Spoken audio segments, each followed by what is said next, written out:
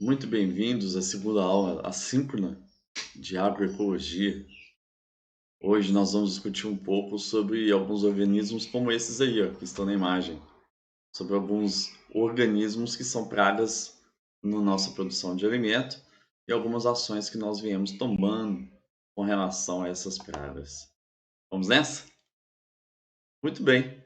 E pensando exatamente nessas pragas, os objetivos dessa aula são basicamente a gente discutir o uso dos agrotóxicos no país, mas também a gente vai fazer uma boa abordagem sobre a resistência de pragas agrícolas e especificamente a resistência dessas pragas no cultivo BT. E aí isso tudo vai servir ainda como um pouco de justificativas para o trabalho com a agroecologia. Na aula anterior, a gente pontuou sobre a liberação recorde de agrotóxicos no Brasil no ano de 2019, com boa parte deles não sendo permitida em outros países. Parece que foram cerca de 211 agrotóxicos liberados pelo menos até o meio do ano, apesar do governo se defender dizendo que a maior parte deles eram genéricos, ou seja, princípios ativos que já ocorriam no país. Mas essa liberação vem sendo recorde desde o ano de 2016. Ano após ano, a quantidade desses produtos tem aumentado no mercado. Mas, e aí? Será que eles põem a população em risco? Isso já é um conhecimento geral, tá? Que o agrotóxico não traz a risco somente as pragas das culturas que a gente cultiva, mas traz risco às pessoas e aos organismos que são benéficos, como discutimos na aula anterior também. E a contaminação de lençóis freáticos traz um problema porque as técnicas necessárias para a remoção desses contaminantes das águas que a gente utiliza são pouco comuns nas estações de tratamento de água. Então, eles são de fato um problema real, inclusive para o ser humano. Essa liberação recorde chegou a extrapolar sobre a possibilidade de sérios problemas internacionais para o Brasil. Em entrevista para meios jornalísticos, o ex-ministro de Agricultura, Blairo Maggi, do governo Temer, ele comentou em respostas a perguntas que lhe foram feitas, e eu até sugiro que depois vocês leiam com calma a totalidade dessas perguntas e dessas respostas, dando um pause aqui no vídeo. Ele comentou que o Brasil teria sérios problemas internacionais ligados à exportação de alimentos, que o Brasil vinha defendendo uma preservação com produção, tá, e que tinha avançado bastante no âmbito internacional, e que poderia haver até mesmo fechamento de mercado, dada a política do governo. Já que estamos falando em agrotóxicos, vamos falar um pouco sobre resistência. Então, o uso dos agrotóxicos traz como uma das consequências negativas o desenvolvimento de resistências nas pragas. Tá? Imaginem vocês aí que essa totalidade de borboletas seja uma população de pragas dentro de uma lavoura. Algumas dessas borboletas estão em tom cinza e a maior parte laranja. Tá? Então, essas em tom cinza representam organismos que são resistentes, naturalmente resistentes a um princípio ativo que a gente utiliza na lavoura.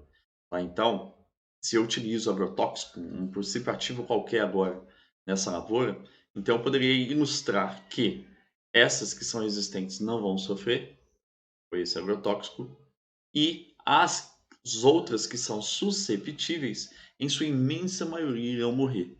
Então, se eu utilizo uma primeira vez, eu tenho uma resposta que pode levar a uma alteração nessas mariposas para esse modo. O que aconteceu? O que aconteceu é que aumentou o número de mariposas resistentes e reduziu na população o número daquelas susceptíveis. Por quê? Porque naquele quadro anterior, o número de resistentes, as mariposas resistentes sobreviveriam e aumenta aí a proporção das resistentes na população, levando a uma maior frequência do que antes de cruzamento de indivíduos resistentes. Portanto, a chance de deixarem descendentes também resistentes aumenta e a proporção desses descendentes resistentes na população aumenta. Se eu persisto usando o mesmo princípio ativo, o quadro pode mudar para este modo. Ou seja, aparentemente o contrário do primeiro momento, em que a maior parte da população é formada por indivíduos resistentes. E aí se diz que, em algum momento entre o primeiro e este momento, desenvolveu-se resistência dessa população de insetos praga. Bom, isso também acontece no milho BT. Tá? Então, o milho BT é uma planta transgênica. O BT vem de Bacillus thuringiensis, porque é uma planta que tem uma atividade inseticida. Tá? E ela é uma alternativa para o manejo. A expectativa com o milho BT, entre outras coisas, é que se reduzisse o uso de agrotóxicos. Entretanto, vários relatos ilustram que os produtores, à medida que vêm usando o milho BT, eles usam até mesmo mais agrotóxicos. Mas como assim? Porque eles querem proteger a tecnologia mais cara do que uma semente convencional. Então eles acabam utilizando mais agrotóxicos. O que é um problema, porque essa tecnologia não demanda necessariamente o uso de agrotóxicos. Esse material que está sendo visualizado aqui é o material da Embrapa Milho e Sorgo, uma discussão muito breve, mas muito boa sobre áreas de refúgio. Tem poucas palavras, mas palavras simples e um esquema de como desenvolver as chamadas áreas de refúgio. E o que seriam áreas de refúgio?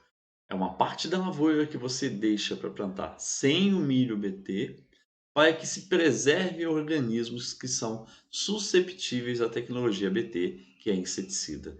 Então, com o uso dessas áreas de refúgio, a tecnologia deve durar mais tempo.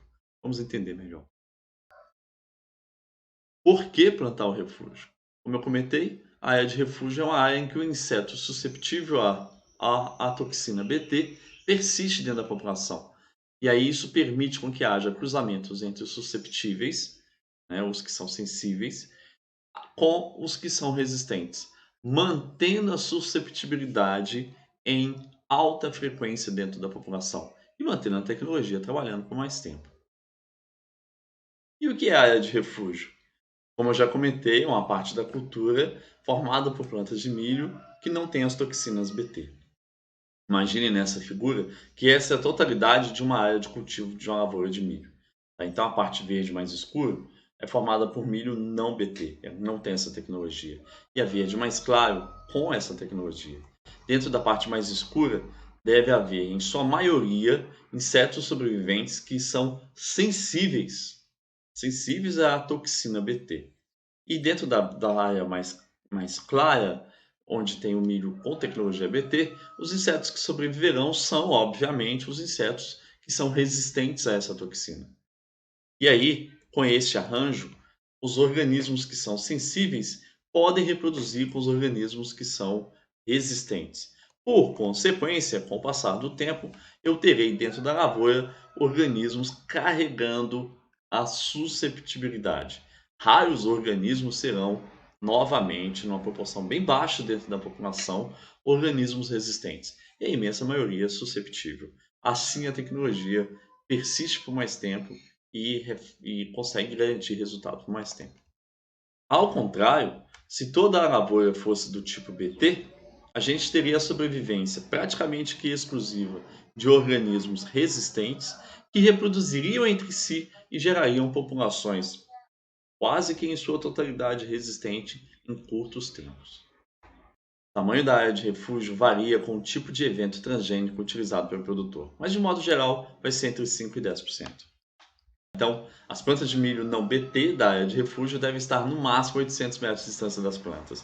Esse esquema ilustra, então, em amarelo o milho não Bt, em verde o milho Bt.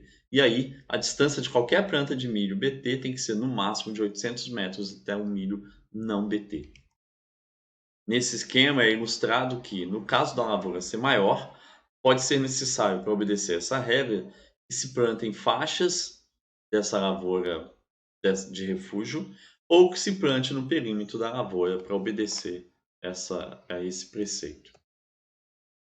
E se o plantio for em pivô central, então esses dois esquemas podem ser utilizados para obedecer essa questão. Mesmo com todo esse conhecimento, a resistência dos insetos ao milho Bt se desenvolveu. Spodoptera frugiperda, que é uma praga de destaque na cultura de milho, é resistente a diversos eventos transgênicos. Vários fatores levaram a essa resistência, mas um deles é a não obediência na formação das áreas de refúgio. Bom, como eu comentei, eu ouvi vários relatos de produtores que, ao usarem a semente BT, utilizam também mais agrotóxicos. Isso acaba desencadeando um reflexo muito ruim no país sobre agrotóxicos.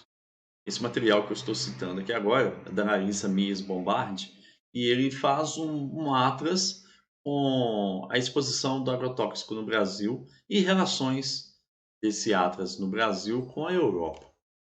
Vários dados são apontados, mas eu vou mostrar alguns exemplos aqui. Por exemplo, nesse material, a Larissa expõe quais que são as áreas das diferentes culturas do Brasil e expõe também qual que é o consumo de agrotóxicos que o Brasil vem tendo. Tá? Os dados que ela obteve foram produzidos em 2016 e aqui eles estão sendo citados até 2014. Neste outro gráfico é ilustrado a venda de agrotóxico por cultura. Então a gente consegue ver a soja liderando, né? Depois com cana e milho na segunda posição empatados. Ainda dentro desse material, a autora faz uma exposição de vários aspectos relacionados com consequências dos agrotóxicos, né? Neste caso aqui, é porcentagem de estabelecimentos que usam agrotóxicos em relação ao total de estabelecimentos no município. Então, são estabelecimentos rurais e existe uma escala aqui que ilustra a porcentagem com cores. Então, quanto mais escuro, maior a porcentagem dos estabelecimentos produtores de alimento que utilizam agrotóxicos. A gente consegue ver para Minas Gerais, mas dentro deste material existe isso para todos os estados do Brasil, e incluindo, existe também um mapa que faz essa classificação para todo o Brasil. Este outro aqui ilustra, da mesma forma, com maior frequência em regiões mais escuras, casos em relação à população do município de intoxicação por agrotóxico. Então percebe-se que existe uma coincidência, né, em relação à maior frequência de uso e intoxicação por agrotóxico. A autora também faz uma relação de Brasil e Europa com relação a exportações de produtos e proibição ou não de agrotóxicos. Nesse esquema é feita uma comparação do limite de glifosato na água potável na Europa com a quantidade que é o limite permitido no Brasil. Tá? Então, se eu pegar esse pequeno volume aqui, ele ilustra 0,1 micrograma por litro, que é o permitido na Europa. Se eu multiplicar por 100, eu obtenho um representante desse tubo de ensaio. E se eu multiplicar esse de 100 por várias vezes, eu obtenho que no Brasil existe uma concentração permitida 5.000 vezes maior de glifosato. Apontados esses fatos, eu os chamo novamente à ação. Em primeiro lugar, eu vou disponibilizar o acesso a esse material da Embrapa e também esse atlas de uso de agrotóxico no Brasil, para que você veja com mais detalhes. Posteriormente, eu os convido a assistir ao filme O Veneno Está à Mesa. Existe o volume 1 e o volume 2, e o vídeo dos dois estará disponível também no campus virtual. E por último, em breve eu estarei postando um questionário para vocês poderem exercitar o conhecimento de vocês a respeito. Então, espero vocês na próxima aula e obrigado por terem assistido. Até mais!